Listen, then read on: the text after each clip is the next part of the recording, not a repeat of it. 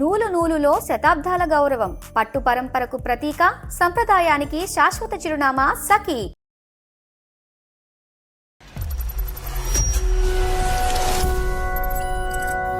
నమస్తే కళ్యాణ్. నమస్తే madam.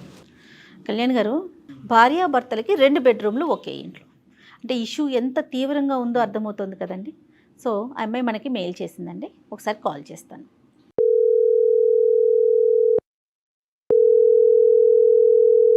Hello hello, నమస్తే అండి, స్పందన గారా?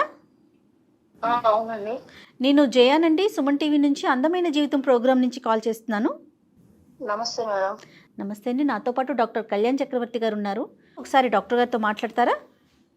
మాట్లాడతాను మేడం. Okay sir. స్పందన నమస్తే అమ్మా. నమస్తే సార్. చెప్పండి అమ్మా, మీ ప్రాబ్లం. సార్ నా పేరు స్పందన సార్, విశాఖపట్నం సార్ మాది. మ్యారేజ్ అయిన తర్వాత నుంచి ఇక్కడ హైదరాబాద్ లోనే ఉంటున్నాము.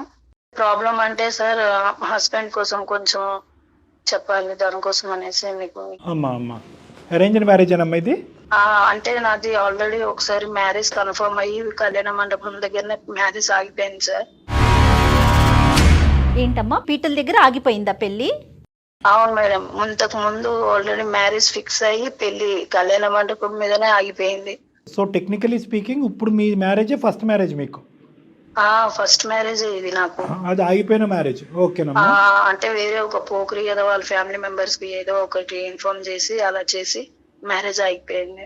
ఆ పెళ్లి కొడుకు వాళ్ళకి మీ గురించి ఏమైనా ఇన్ఫార్మ్ చేశాడా? పెళ్లి కొడుకుకి చెప్పారు మేడం. ఆ తప్పుల్లో నిజం ఉందమ్మా? లేదు సార్, అసలు ఏమీ లేదు. తను నా అంటే పడుతుంటే నేను కాదన్నాను అనేసి పెళ్లి కొడుకు అబ్బాయి ఫ్యామిలీకి చెప్పారనమాట. దానికోసం మ్యారేజ్ ఆగిపోయింది. ఆ టైం అప్పుడే ఈ అబ్బాయి ఫ్యామిలీకి చెప్పారు ఫోన్ చేసి, ఇలా ఇలా అంటే తను మ్యారేజ్ కి ఒప్పుకొని మ్యారేజ్ చేసుకున్నాడు. మీ పెళ్లి ఆగిపోయినప్పుడు ఇతను కూడా అక్కడే ఉన్నాడా మంటపంలో? లేదు లేదు, వీళ్ళు చుట్టాలు ఉన్నారు. అప్పుడు ఆ అబ్బాయి కూడా సూసైడ్ చేసుకునే మూమెంట్ లో ఉన్నాడు మేడం. ఎవరు? రాకేషా? రాకేష్.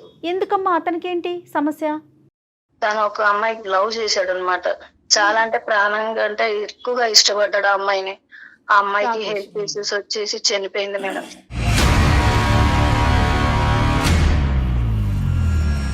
ఆ టైంలో మ్యారేజ్ చేశారు సార్.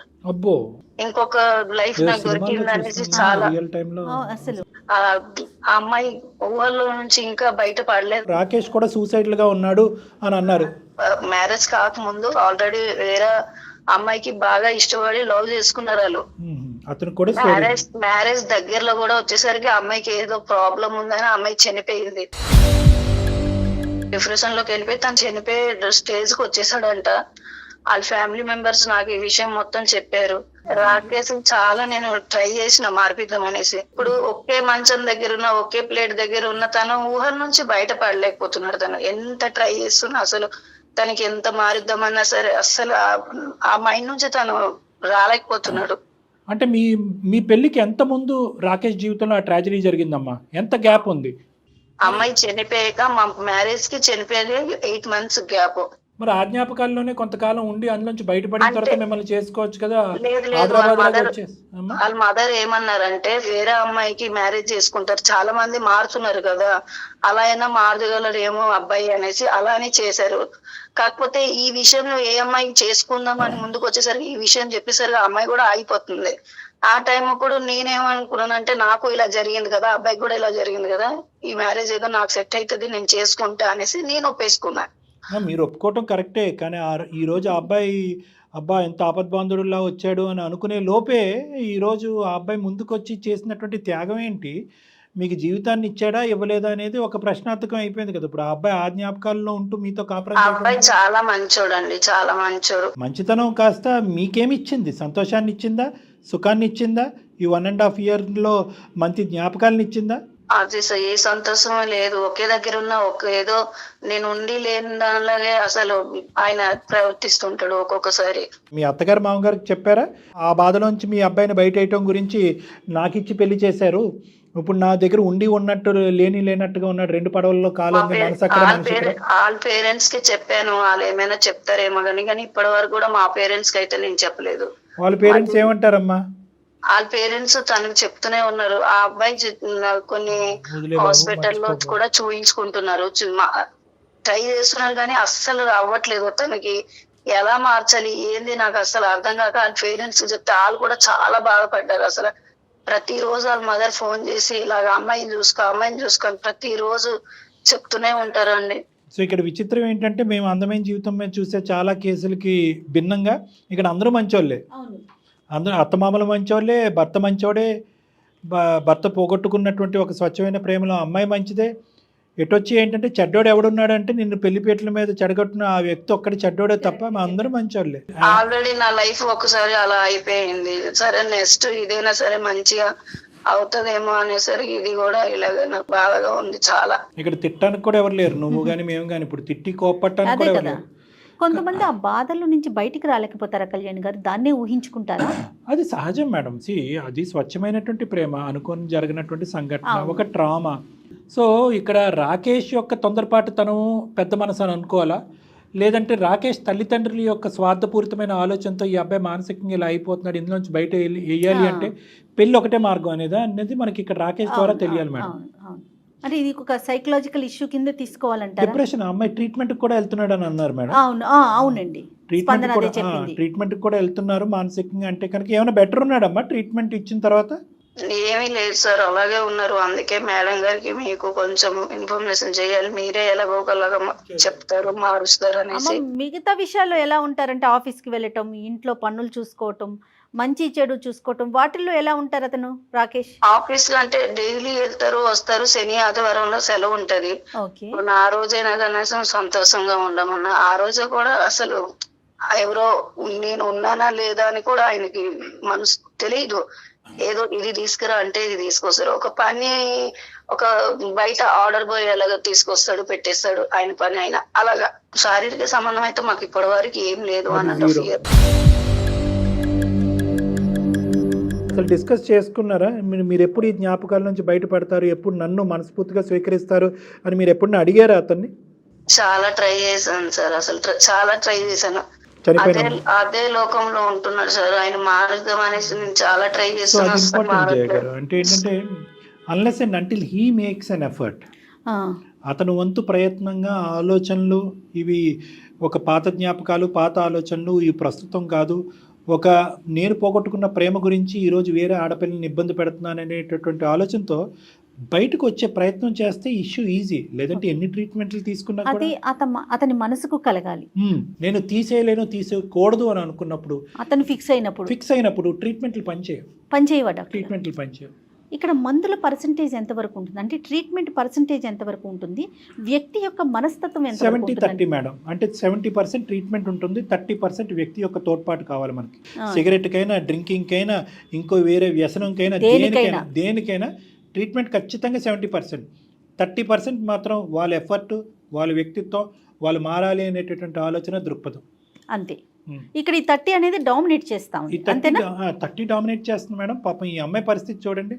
చెడ్డోడు అని బెదిరించలేదు, చెడ్డోడు అని కొట్టలేదు, చెడ్డోడు అని చెప్పి పెద్దల్ని పిలిచి పంచాయతీ చేయలేదు. మంచోడు అంటూనే ఆ మంచితనం ఈ అమ్మాయికి ఈ రోజు 1.5 year పాటు ఏమి ఇచ్చిందో తెలియనటువంటి ఇప్పుడు ఇంట్లో వస్తువులు ఉన్నాయి, తను కూడా ఉంది.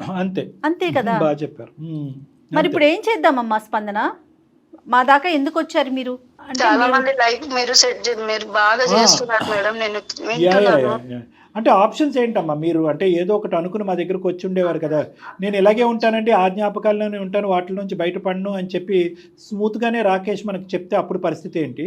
లేదండి మారుతాను అని అంటే కనుక అప్పుడు ఆబ్వియస్లీ హ్యాపీ, అది ఆ ఎండింగే ఉండాలన్నట్టు మేము అనుకుంటున్నాం. తను మారుతా అంటే నేను వెయిట్ చేస్తాను సార్, ఎన్ని రోజులైనా సరే వెయిట్ చేస్తాను. అమ్మ ఈ స్మృతుల్లో మెసేజ్లు, ఫోటోలు, ఆల్బమ్స్ ఇలాంటివి మెయింటైన్ చేస్తూ ఉంటాడా? ఫొటోస్ అంటే నాకు ఒకసారి ఫొటోస్ చూపెట్టారు, ఆ తర్వాత నుంచి ఫొటోస్ అయితే ఏం లేవు. మరి డ్రింకింగ్, స్మోకింగ్ ఏమన్నా చేస్తాడమ్మా ఈ బాధను మర్చిపోవటానికి? డ్రింక్ చేస్తాడు, స్మోక్ అయితే చేయడండి. అర్థమైందమ్మా, అర్థమైంది. ఇంకా మీకు పిల్లలు లేరెందుకు, ఇంకా అది లేదు ఎందుకు, పక్కింటి ఎదురింటి అడుగుతుంటారు కదా, నేను ఏం సమాధానం, ఈ సమాధానం అయితే చెప్పలేను కదా సార్. ఎల్లకాలం ఇది కొనసాగితే కనుక డివోర్స్ తీసుకోవడానికి రెడీగా ఉన్నావా నువ్వు? లేదు సార్, కొంచెం రాకేష్ కి అయితే మార్చాలని అనుకుంటున్నాను. ఇంకా డివోర్స్ అనే ఆలోచనలోకి రాలే మీరు? Very good. ఓకే. లేదు. కాదమ్మా, మరి ఏం చేద్దామంటావు? డాక్టర్ గారు అదే అడుగుతున్నారు. మేడం అదే మేడం, మీరు మాట్లాడండి మేడం, ఎందుకంటే తను కావాలి అనేసి నేను అనుకుంటున్నాను.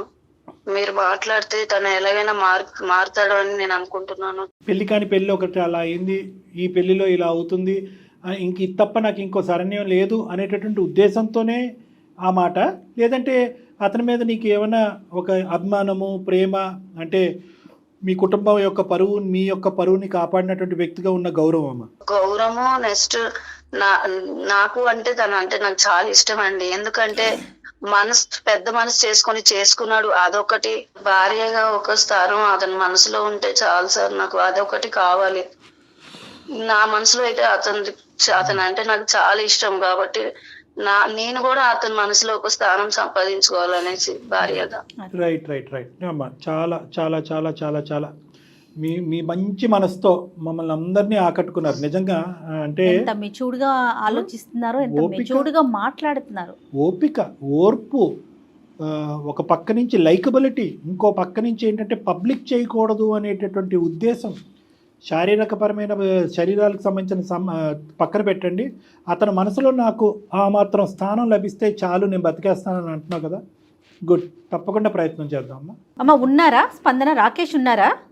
ఈరోజు సాటర్డే కదా మేడం, ఎక్కడికో బయటకు వెళ్ళినట్టు ఉన్నారు. ఆఫీస్ ఈ రోజు లేదు, సెలవు. ఓకే, స్పందన కనెక్ట్ చేస్తావమ్మా రాకేష్కి? మేడం నేను మాట్లాడితే మళ్ళీ మీకు నేను వాట్సాప్ చేస్తాను మేడం, మీరే మాట్లాడండి ఒకసారి. మళ్ళీ తనకి నేను ఏదో బాధ మనం చేద్దామంటారా? చేద్దాం. సరే అమ్మా, నాకు ఒక్కసారి మీరు వాట్సాప్ చేయండి అతని నెంబరు, మేము కాల్ చేస్తాం. ఓకే మేడం, చేస్తాను. దయచేసి లైన్ లో వేచి ఉండండి, ఆప్కా కాల్ హోల్డ్ పర్ హై. హలో, నమస్తే అండి, రాకేష్ గారండి? ఎవరండి? నేను జయానండి, సుమన్ టీవీ అందమైన జీవితం ప్రోగ్రామ్ నుంచి చేస్తున్నాను. నాతో పాటు డాక్టర్ కళ్యాణ్ చక్రవర్తి గారు కూడా ఉన్నారు.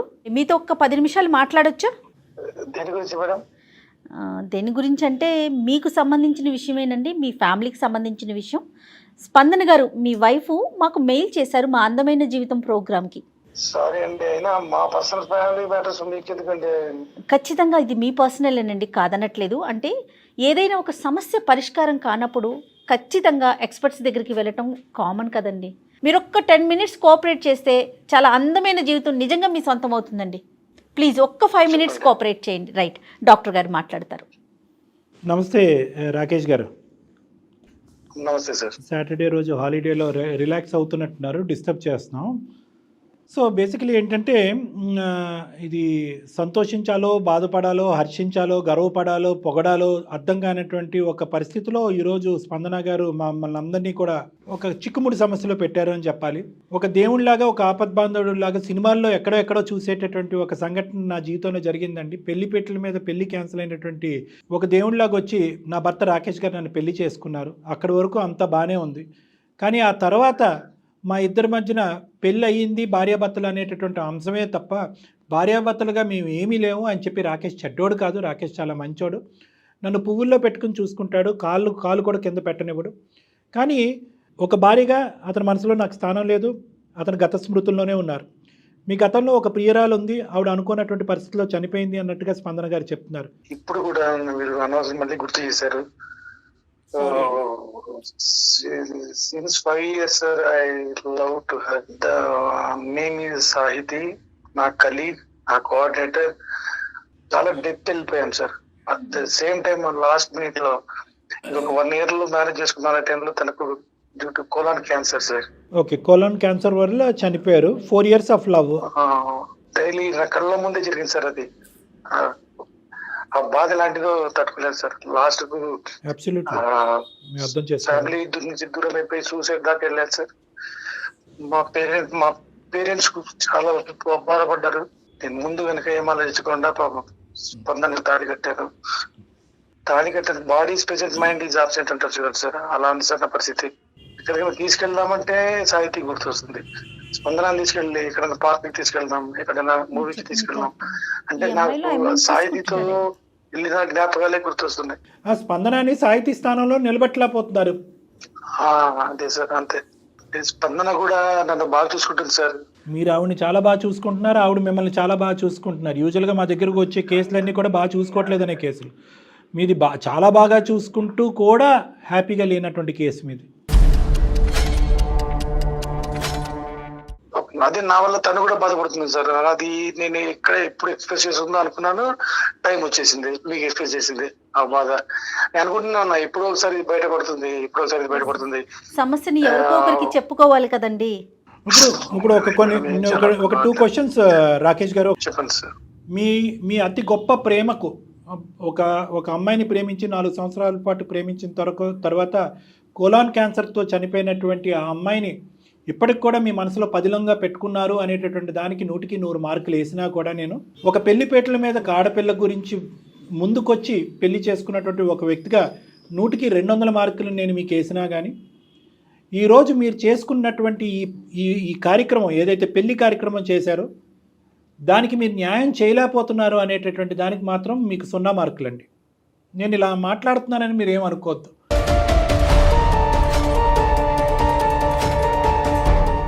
మీ బాధను నేను ఎంత బాగా అర్థం చేసుకోగలను, మీ స్థానంలో నేను ఎంత గట్టిగా నిలబడగలను, అదేవిధంగా ఈరోజు స్పందన యొక్క స్థానంలో కూడా నిలబడవలసినటువంటి కర్తవ్యం, ఆవశ్యకత మాకుంది.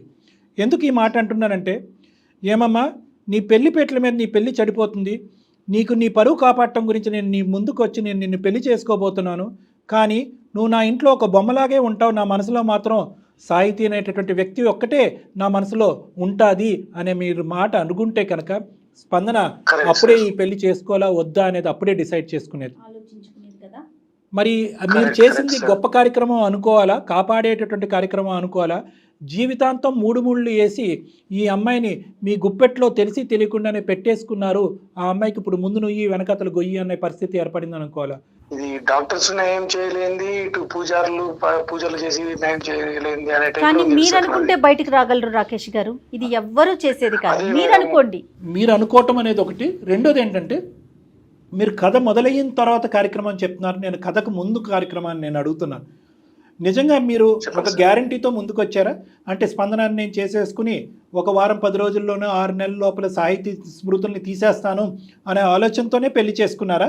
లేదంటే సాహితీ యొక్క జ్ఞాపకాలు ఆలోచనలు అలాగే పదిలంగా మనసులో పెట్టుకుంటూ స్పందనకు ఒక జీవితాన్ని ఇద్దామనేటటువంటి 2 పడవల్లో కాలేసేటటువంటి ప్రయాణాన్ని మొదలు పెట్టారా?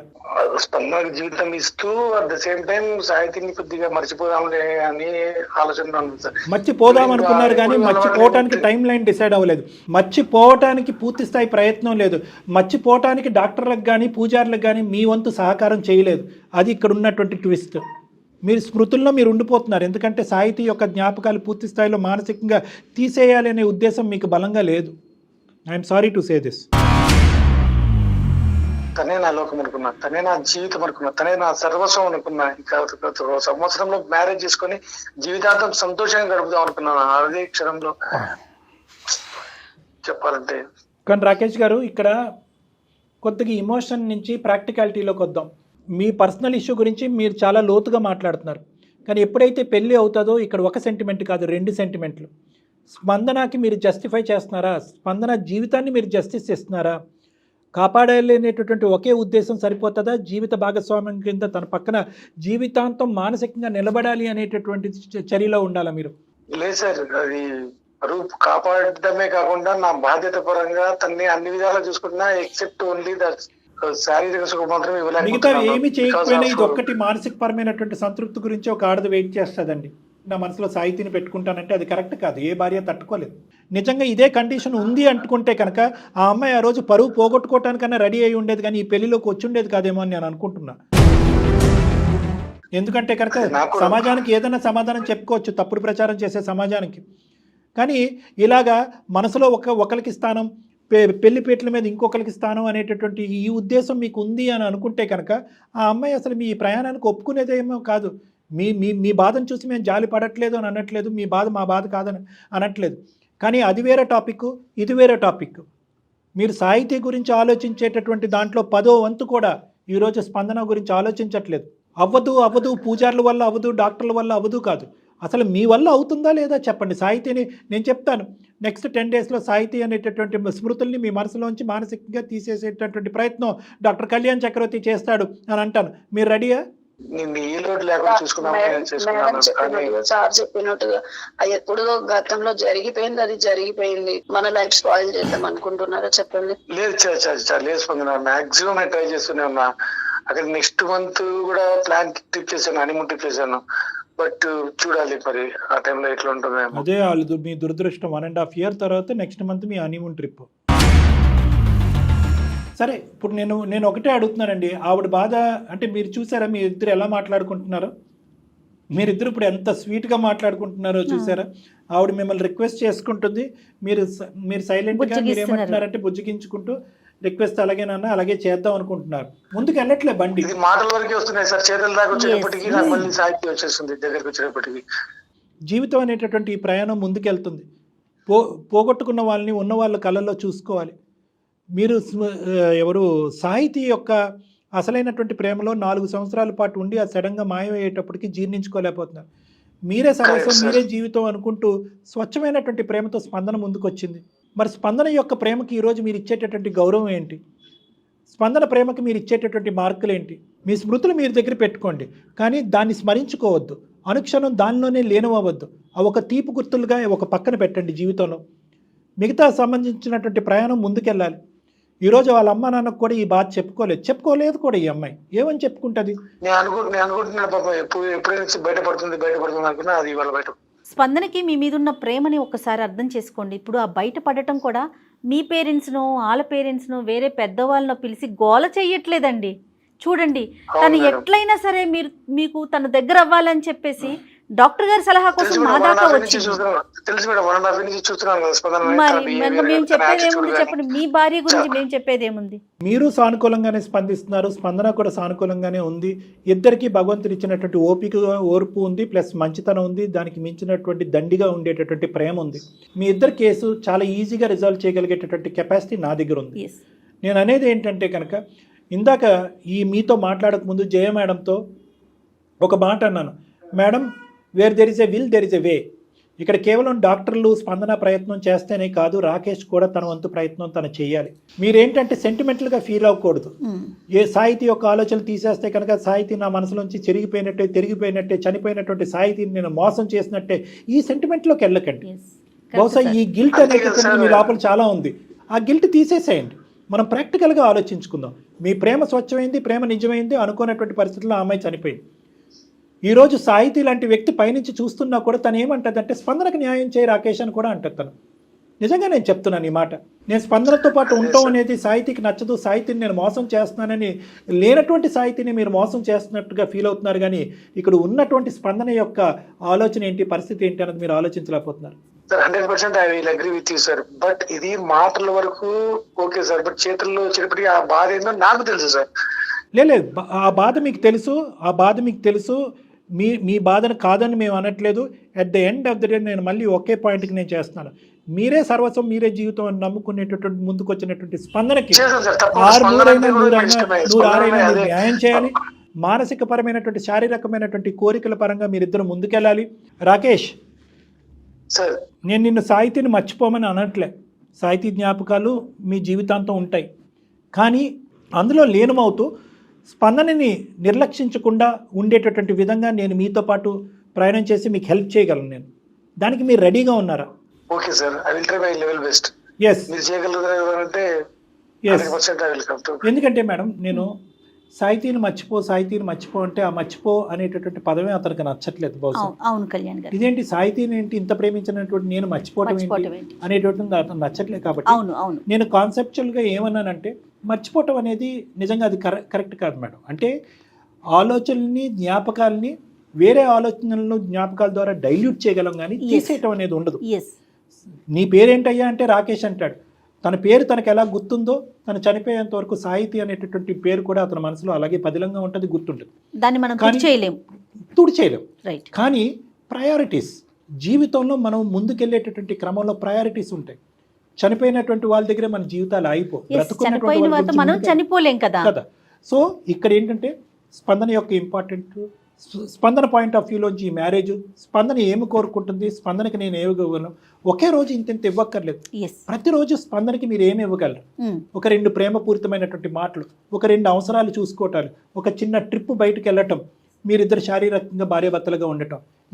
ఈ 5 to 10% ప్రతిరోజు యాడ్ అవుతే స్పందన కడుపు నిండిపోదు? 100% అండి. మీరు మనసులో బలంగా అనుకోండి, దానికి డాక్టర్ గారు మీకు యాడ్ ఆన్ అవుతారు. ఫస్ట్ మీరు బలంగా అనుకోండి. దానికి మళ్ళీ చెప్తున్నా డాక్టర్ గారు యాడ్ ఆన్ అవుతారు ప్లీజ్. అమ్మ ఇక్కడి వరకు అతను ఒప్పుకున్నారు, ప్రయత్నం అయితే ఖచ్చితంగా చేస్తాను అన్నారు.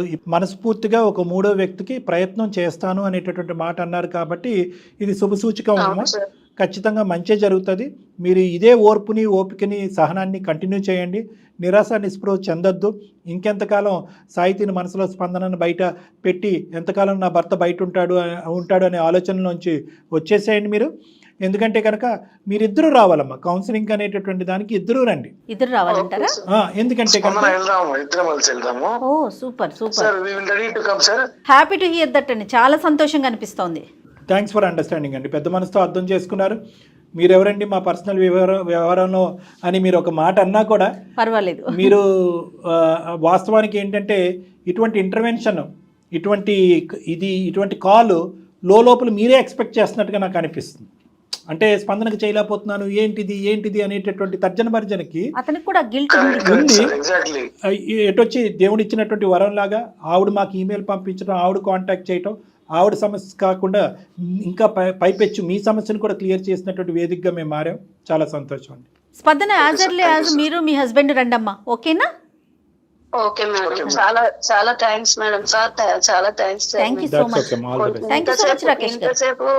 ఇంతసేపు మా హస్బెండ్ అసలు మాట్లాడతారని కూడా అనుకోలేదు. అదే హ్యాపీగా ఉండండి. All the best. రైట్ అండి. God bless you. తొందరలోనే కలుద్దాం. God bless you. అమ్మయ్య.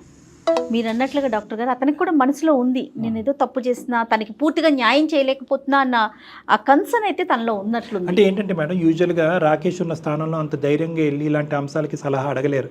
ఏమైనా నీకు బుద్ధి ఉందా లేదా, భార్యను పక్కన పెట్టుకుని వేరే అమ్మాయిని ఆలోచించుకుంటూ ఎలా ఉంటావు అని ఎవరన్నా ఖండిస్తారేమో అనేటటువంటి అలజడితో కూడా అంటే ఇక్కడ ఎవరిని కలవాలన్న ఒక నాలెడ్జ్ కూడా ఉండాలి. ఇప్పుడు మీలాంటి ఎక్స్పర్ట్స్ అనుకోండి 4 రకాలుగా ఆలోచించి సమస్యను ముందుకు తీసుకెళ్తారు. ఎవరి దగ్గర పడితే వాళ్ళ దగ్గర చెప్పారనుకోండి మీరు అన్నట్లు ఇట్లాగే మాట్లాడేస్తారు. సో చాలా సంతోషం అండి. మంచి వేదికకి వచ్చారు వాళ్ళు. డెఫినెట్ గా వాళ్ళతో ఒకసారి మాట్లాడే ప్రయత్నం చేస్తారు.